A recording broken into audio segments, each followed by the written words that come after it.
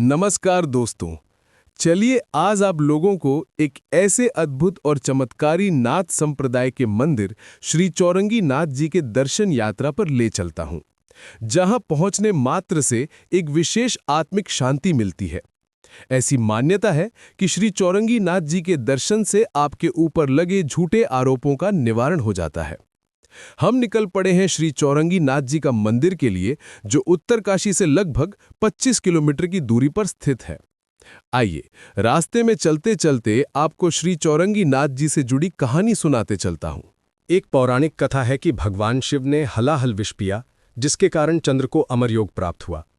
उस समय चंद्र शिव के सिर पर निवास कर रहे थे और उन्होंने विष को शिव के सिर तक नहीं पहुंचने दिया और शेष शिव के शरीर की रक्षा कर रहे थे।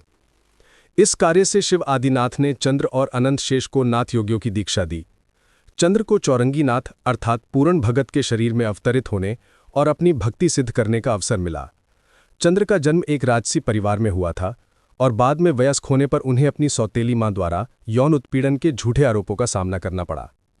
उनके पिता ने सेवकों को आदेश दिया कि वे उनके पुत्र के अंग काट दें और उसे जंगल में छोड़ दें, लेकिन कुछ ही देर बाद उन्हें त्याग दिया गया। गोरक्षनाथ चौरंगी के सामने प्रकट हुए और उन्होंने अपना शिष्य बनाए। चौरंगी नाथ ने 12 वर्षों तक तपस्या की। उसके अंग पुनः उगाए। इससे चौरंगी नाथ अमर महासिद्ध बन गए। 1608 ईसा पूर्व की बात है। सियालकोट राज्य का एक राजा था। सलवान, शालीवान या शालवाहन नाम से भी जाना जाता है, जो जन्म तो उज्जैन के चक्रवर्ती राजा विक्रमादित्य शाही परिवार से पाया, लेकिन पालन पोषण एक कुम्हार के घर में हुआ था। वो बहुत ही न्यायप्रिय धर्मात्मा के नाम से प्रसिद्ध था। सलवान का पहला विवाह इछरा से हुआ। कुछ सालों बाद राजा सलवान को पंजाब के सियालकोट गांव चमियारी में एक बहुत ही सुंदर लड़की की जानकारी मिली। राजा सलवान ने उस लड़की को देखा और देखते ही देखते मोहित हो गया। वो लड़की एक शूद्र परिवार की थी, जिसका नाम था लोना। आपको बता दें, लोना नाम की जितनी भी लड़कियों औरतों के इतिहास को मैंने तलाशा, वो सभी बहुत ही सुंदर रही हैं। उनकी सुंदरता ही उनका इतिहास बना दिया। उसी सुंदर लोना में एक राजा सलवान की दूसरी पत्नी का भी जिक्र है, जो इस आर्टिकल में बता रहा हूं। सलवान सियालकोट का राजा था, इसलिए अपने राज्य की हर वस्तु पर उसका अधिकार था। राजा सलवान लोना से अपनी दूसरी विवाह कर लिया। अब राजा सलवान की 2 रानियां पत्नी थीं। कुछ साल बीत चुका, सलवान से कोई पुत्र नहीं हो रहा था। राजा के लिए चिंता का कारण बन गया। चिंतित राजा सलवान अपने मंत्री, राजपुरोहित, ज्योतिषियों की एक सभा बुलाई और अपने चिंता का कारण बताया। ज्योतिषियों ने राजा सलवान को पुत्रेष्ठी यज्ञ कराने की सलाह दी। पुत्रेष्ठी यज्ञ के फलस्वरूप बड़ी रानी इछरा को गर्भ रह गया। समय धीरे धीरे पूर्ण हुआ और एक बहुत ही सुंदर पुत्र की उत्पत्ति हुई। राजा सलवान बहुत प्रसन्न हो राजपुरोहित और ज्योतिषियों को दरबार में बुलाया और अपने पुत्र का नामकरण करने व कुंडली देखने को कहा। राजपुरोहित व ज्योतिषियों ने नामकरण कर कुंडली बना उस पुत्र की तेजमयी गाथा को बताया और कहा, राजन, इस पुत्र को 12 साल तक आप नहीं देख सकते और अन्य किसी के द्वारा पुत्र को देखा गया तो पुत्र के लिए अपशकुन होगा। इसलिए उचित होगा रानी के साथ इस तेजस्वी पुत्र पूरन को रखने की उचित व्यवस्था करें, जहां रानी के अलावा इस पुत्र पर अन्य किसी की नजर न पड़े। राजा एक सुंदर महल का निर्माण कराया, जिसमें सारी सुख सुविधा प्रदान किया और रानी इछरा के साथ पुत्र को नए महल में रखवा दिया। जो भी रानी और पुत्र पूरन के जरूरत की सामग्री जैसे भोजन, पानी, मनोरंजन का साधन सब महल में बाहर से ही रखवा दिया जाता था। किसी अन्य की नजर 12 साल तक उस बालक पर नहीं पड़ा। समय के साथ साथ राजा वृद्ध होने लगा और इधर लोना का शरीर यौन सुख से वंचित था। लोना राजा की दूसरी रानी थी और उसके इर्द गिर्द दासियों का रहना होता था। अब रानी लोना युवावस्था में पहुंच चुकी थी, चाहकर भी अन्य किसी से अपनी यौन सुख का आनंद नहीं ले पा रही थी। धीरे धीरे 12 साल बीत गया। पुरोहित व ज्योतिषों के कहने पर सलवान ने पुत्र पूरन और इछरा को महल में धूमधाम से आमंत्रित किया। पूरन का देखभाल अच्छा से हुआ था, इसलिए 12 वर्ष का पूरन शरीर से बहुत ही सुंदर, जवान, तेजस्वी दिख रहा था। माता द्वारा प्राप्त बालपन शिक्षा से पूर्ण बहुत कुछ समझ भी गया था। धनुर्विद्या, तलवारबाजी, घुड़सवारी आदि में पारंगत था। उस समय का 12 वर्ष इस समय का बच्चा ही कहा जाता है। उस समय तो 12 वर्ष में विवाह भी हो जाता था। भेंट, मुलाकात, लाड़ प्यार के बाद राजा ने पूरन को छोटी रानी के कक्ष में सौतेली मां लोना से मिलने के लिए भेज दिया। पूरन अपनी छोटी मां से मिलने गया। जब छोटी मां रानी लोना ने पूरन को देखी, मन में पूरन से वासना की इच्छा जागृत हो गई। अब धीरे धीरे लोना अपने तन मन को पूरन के प्रति समर्पित कर पूरन को अपने तन मन के प्रति आकर्षित करने का प्रयास करने लगी। तब पूरन के समझ में नहीं था ये सब क्या है, क्योंकि पूरन अभी इन सब बातों से अनभिज्ञ था। राजा सलवान पूरन की शिक्षा दीक्षा प्रारंभ कराया। कुछ समय में पूरन को संपूर्ण ज्ञान की प्राप्ति होने लगी। लोना के यौन सुख प्रस्ताव को ठुकरा दिया और कहा, आप मेरी मां के समान हो, आपके साथ ऐसा करना पाप है। फिर भी लोना मानने को तैयार नहीं थी। पूरन के साथ यौन सुख प्राप्त करने के लिए तरह तरह का प्रयास करती रही। एक दिन लोना अपनी दासी से कही, आज मेरा और कक्ष का श्रृंगार इतनी अच्छी तरह से करो कि मैं सुंदरता की मूरत लगूं। दासी बाग से बेला, चमेली, तरह तरह के फूल लाई और जो लोना वैसे ही सुंदरता की मूरत थी को सजाई। आज तो लोना परियों से भी सुंदर दिख रही थी कि लोना पूरन को मिलने के लिए बुलावा भेज दी। रात्रि का समय था। पूरन अपनी छोटी मां के बुलावा को मां का आज्ञा मान कक्ष में चला आया। लोना उस रात्रि अपनी दासियों को कक्ष में आने से मना कर दी थी और प्रहरियों को भी कक्ष के द्वार से दूर रहने का आदेश दे चुकी थी। जब पूरन लोना के कक्ष में प्रवेश किया, लोना कक्ष का द्वार बंद कर दी और पूरन के पास बैठ यौन सुख की इच्छा व्यक्त की। लोना का प्रयास सफल नहीं हो रहा था। पूरन ने कहा कि आप मेरे पिता की पत्नी हैं और आप मेरी मां के समान हैं। ऐसा करना हम दोनों के लिए पाप है। तब लोना ने कहा, मैं तुम्हें तुम्हारी मां के समान कैसे दिख रही हूं? तुम्हारी मां और मेरे में उम्र का अंतर तुम्हें नहीं दिख रहा? मैं तुम्हारे उम्र से थोड़ी ज्यादा हूं। मैं सुंदर हूं। तुम मुझे अपना लो। तुम्हारे पिता वृद्ध हो चुके हैं और मुझे यौन सुख देने में असमर्थ हो चुके हैं। ऐसे में मैं कहां जाऊं? कहीं जाने पर तुम्हारे पिता की बदनामी होगी। क्या तुम अपने पिता की बदनामी सह सकोगे? लोना बात कहते हुए पूरन पर यौन सुख के लिए आसक्त होती गई और पूरन की गोद में बैठ पूरन को अपनी बाहों में भरने का ज्यों ही प्रयास की, पूरन लोना के प्रस्ताव को ठुकरा किनारे हटने लगा। लोना ने कहा, तुम मेरे सौंदर्य का अपमान कर रहे हो। ये तुम्हारे लिए ठीक नहीं होगा। पूरन तेजी से कमरे का द्वार खोला और कमरे से बाहर निकल तेज तेज कदमों से अपने कक्ष की तरफ जाने लगा। ये देख लोना का मन आशंकाओं में डूबने लगा। कहीं पूरन हमारे प्रस्ताव को पिता से जाकर न कह दे। अगर कह दिया तो मैं कहीं की नहीं रह जाऊंगी। दूसरी सोच कि पूरन मेरे सुंदर रूप का अपमान किया है तो उसको सबक सिखाकर ही चैन लूंगी। अब लोना अपनी तिर्याचरित सौतेले बेटा पूरन के प्रति प्रकट की और अपने वस्त्र फाड़ रोते चिल्लाते राजा के शयन कक्ष के तरफ दौड़ते भागी। राजा सलवान के कक्ष में जा जमीन पर गिर जोर शोर से रोने लगी। राजा अपनी रानी का फटा चिथड़ा वस्त्र देखकर हैरान हो तुरंत उठा और रानी को उठाने का प्रयास करते पूछा, रानी तुम्हारा ये हाल किसने किया? लोना को राजा के इन्हीं प्रश्नों का इंतजार था। लोना रोते गिड़गिड़ाते कही, राजन आप नहीं मानोगे, ये हाल मेरा किसने किया? राजा ने कहा, जो भी किया तुम बताओ, मैं उसे मृत्युदंड दूंगा। अब तो जो लोना चाहती थी वहीं राजा ने कह दिया। तब लोना रोते हुए कही, राजन मैं पूरन को अपना पुत्र मानती हूं और पूरन कहता है आप मेरी मां नहीं हो। मेरी मां तो इच्छरा है। मेरे साथ यौन संबंध बनाने का जबरदस्ती किया और मैं विरोध की तो मेरे कपड़े फाड़ इज्जत लूटने का भरपूर प्रयास किया। मैं किसी तरह भागकर आपके कक्ष तक आ पहुंची हूं। वो दौड़ाते हुए धमकी दे रहा था, जा मेरे पिता से तू अपनी बात मनवा भी नहीं सकोगी और मैं तुम्हारे साथ यौन संबंध स्थापित ही करूंगा। अब तो राजन मुझे अपनी इज्जत बचाना बहुत मुश्किल हो गया है। पूरन ज्यादा ही मेरी सुंदरता पर मोहित हो चुका है। कहता है पिता वृद्ध हो चुके हैं और तुम मुझे अपना लो। मैं तुम्हें अपनी मां नहीं मानता। मेरी उम्र से थोड़ी ही ज्यादा उम्र की हो। मैं तुम्हें अपनी पत्नी के रूप में देखना चाहता हूँ। राजन मैं आपकी रानी पतिव्रता नारी हूँ। आपके अलावा किसी दूसरे पुरुष को छूने दूंगी अपने आप को? वो कहता है पिता वृद्ध हो चुके हैं तो मैं उसे समझाने का बहुत प्रयास की। वृद्ध है तो क्या हुआ? मुझे उनकी सलामती के अलावा उनसे मुझे चाहिए भी नहीं कुछ। तो मुझ पर झपट पड़ा और बहुत जोर जबरदस्ती किया। मेरे कपड़े फाड़ दिया। राजन मुझे अपने पुत्र के हवस का शिकार होने से बचा लीजिए। इतनी बातें सुनकर राजा का क्रोध अपने पुत्र के प्रति 7वें आसमान पर पहुंच गया और राजा जल्लाद को बुलाने का बुलावा भेज दिया। रात्रि के अंतिम पहर बीतते ही पूरण को बंदी बना राजमहल में लाया गया। जल्लाद को पूरण का हाथ पांव काट मृत्युदंड देने का राजा ने आदेश दे दिया।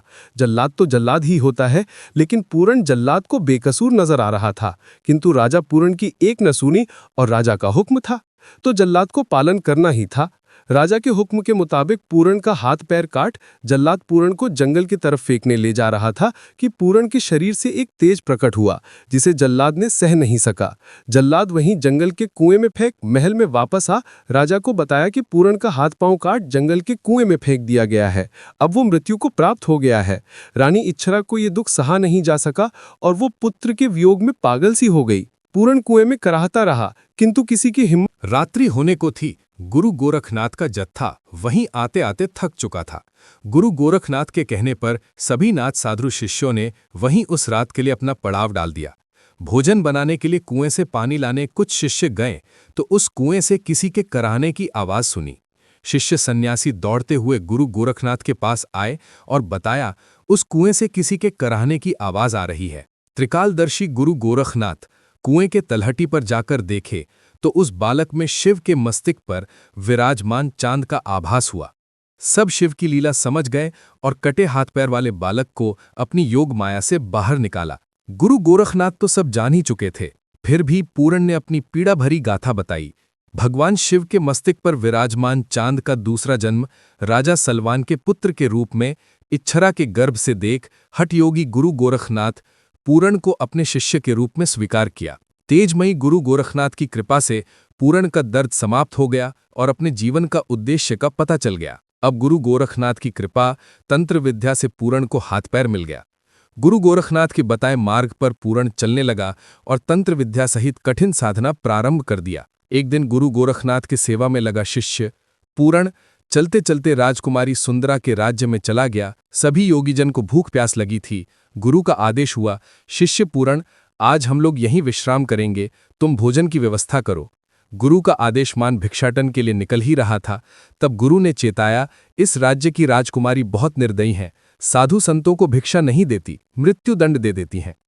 पूरण गुरु के बात को सुनकर कहा, गुरुदेव आप निश्चिंत रहिए, मैं शीघ्र भोजन का प्रबंध कराता हूं। पूरण उसी राज्य के राजमहल में भिक्षाटन के लिए चला गया जहां को लेकर गुरु ने चेताया था। महल के द्वार पर पहुंच भिक्षा के लिए आवाज लगाई, अलख निरंजन। द्वार पहरी देखा, ये तो योगी हैं। तुरंत पास आया और कहा, योगीराज आपको मालूम नहीं क्या, राजकुमारी सुंदरा योगियों साधुजनों को भिक्षाटन के लिए आने पर मृत्युदंड देती हैं। आप बहुत सुंदर स्वभाव के दिख रहे हैं, तत्काल यहां से चले जाइए, क्यों जान गंवाने आ गए हैं। फिर योगीराज पूरण ने कहा कि मेरा कर्तव्य है अपने गुरु व गुरु भाइयों के भोजन की व्यवस्था करना, मुझे राज दरबार से भिक्षा लेनी ही है। फिर जोर से आवाज लगाई, अलख निरंजन। आवाज इतना तेज था कि पहरी को जाकर बताने की जरूरत भी नहीं पड़ी और राजकुमारी सुंदरा हाथ में तलवार लिए महल से बाहर आ गई। राजकुमारी योगी पूरण को देखते ही देखते मूर्छित हो जमीन पर गिर पड़ी। योगीराज पूरणमल सुंदरा के करीब गए, कुछ समय में मूर्छा से बाहर आईं। सुंदरा के हाथों से तलवार गिर गया। तब योगीराज ने पूछा, अब साधुजनों की हत्या क्यों करती हैं? हत्या करना पाप है। तब सुंदरा ने बताया, हमारे राज्य के ज्योतिषियों ने बताया था इस राजकुमारी का विवाह एक योगी से ही होना निश्चित है। मुझे पहचानने का कोई दूसरा मार्ग नहीं, इसलिए मैं ऐसा करती हूँ। जिस साधु योगी के सामने असहाय पड़ जाऊंगी वह छत्रपति परिवार का होगा और वही मेरा पति होगा। राजकुमारी पूरण के सामने अपने विवाह का प्रस्ताव रख दी। तब पूरण ने कहा, मैं पारिवारिक जीवन से दूर एक योगी हूं, मैं विवाह नहीं कर सकता। पूरण ने कहा, देवी मैं गुरु गोरखनाथ और अपने गुरु भाइयों के भोजन के लिए भिक्षाटन के लिए आया हूं, मुझे शीघ्र भोजन का प्रबंध करना है, भिक्षा दे दो ताकि मैं अपना दायित्व पूरा कर सकूं। राजकुमारी सुंदरा गुरु गोरखनाथ के नाम से परिचित थी। पूरण से कही, योगीराज आप थोड़ा विश्राम कीजिए, मैं उत्तम भोजन का प्रबंध कराती हूं। थोड़ी देर में राजकुमारी स्वादिष्ट पकवान तैयार करा लेकर आईं और अपने साथ गुरु गोरखनाथ का दर्शन भोजन कराने के लिए साथ ले चलने का निवेदन की। राजकुमारी का निवेदन स्वीकार कर पूरण राजकुमारी को गुरु भोजन कराने के लिए ले चला। राजकुमारी गुरु गोरखनाथ का चरण वंदन कर सभी को प्रणाम की। गुरु गोरखनाथ से आज्ञा ले भोजन परोसी। भोजन बहुत ही स्वादिष्ट था। योगीजन का आत्मा तृप्त हुआ। प्रेम पूर्वक कराए गए भोजन से प्रसन्न हो गुरु गोरखनाथ ने राजकुमारी को वरदान मांगने को कहा। तब सादर भाव से राजकुमारी गुरु गोरखनाथ का चरण वंदन करते कही, मेरी एक ही इच्छा है कि आप विधि विधान से मेरी विवाह अपने शिष्य पूरण से कराए, मुझे आशीर्वाद दीजिए। त्रिकालदर्शी गुरु गोरखनाथ ने देखा यही विधि का विधान है, पूरण के साथ विवाह का वरदान दिया। पूरण का गुरु आदेश पर शाही ठाट-बाट में विवाह हुआ। गुरु का आशीर्वाद दोनों को मिला। फिर गुरु गोरखनाथ पूरण से बने चौरंगी नाथ को अपने राज्य में जाकर तपस्या करने का आदेश दिया, जो अपने राजमहल तक ले जाने का एक मार्ग था, लेकिन पूरण अनभिज्ञ था। अब चौरंगी नाथ सियालकोट के उस जंगल को गया जहां हाथ पैर काटकर कुएं में उसे फेंक दिया गया था। वहां उसकी ख्याति बढ़ती जा रही थी कि ऐसे में बात राजा सलवान के पास पहुंचा। अपने राज्य में जो जंगल सूखे पड़ गए थे वो हरा भरा हो गया है। वहां एक तपस्वी आया है जिसे हर किसी की मुराद पूरी हो रही है।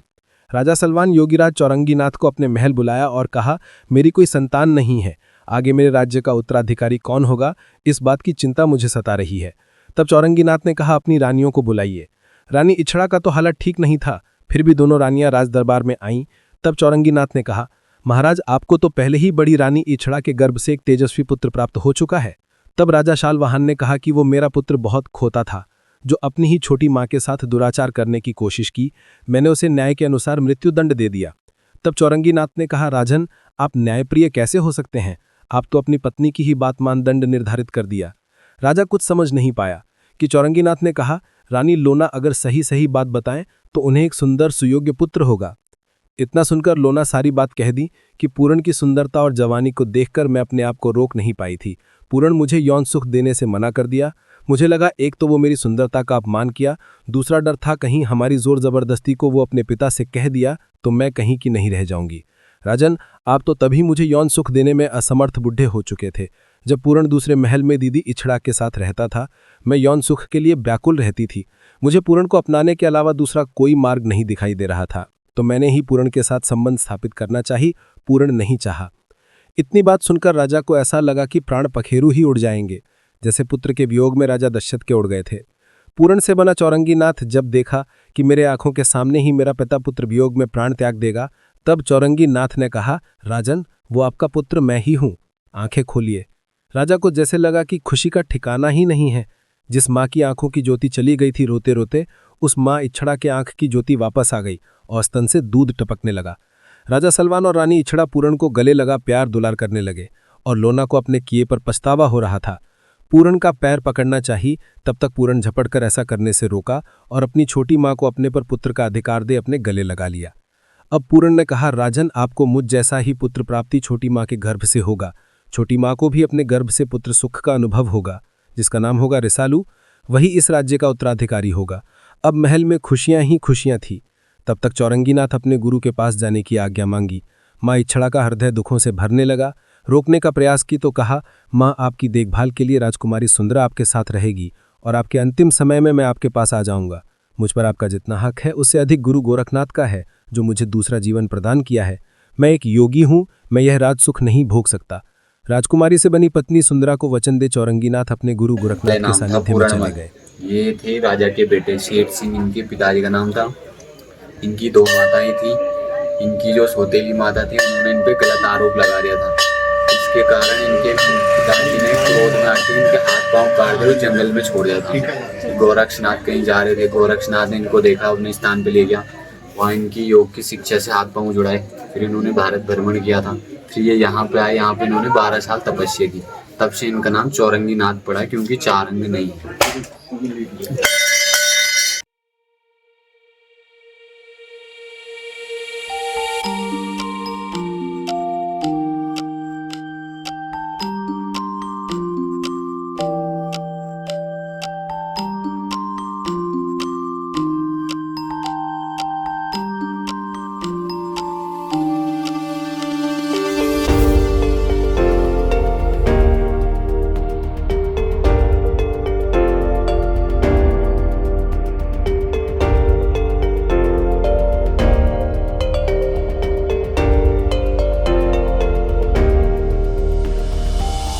दोस्तों, अगर आपको मेरा ये वीडियो पसंद आया हो तो चैनल को सब्सक्राइब अवश्य कर दीजिएगा और अपने दोस्तों को शेयर करना मत भूलिएगा।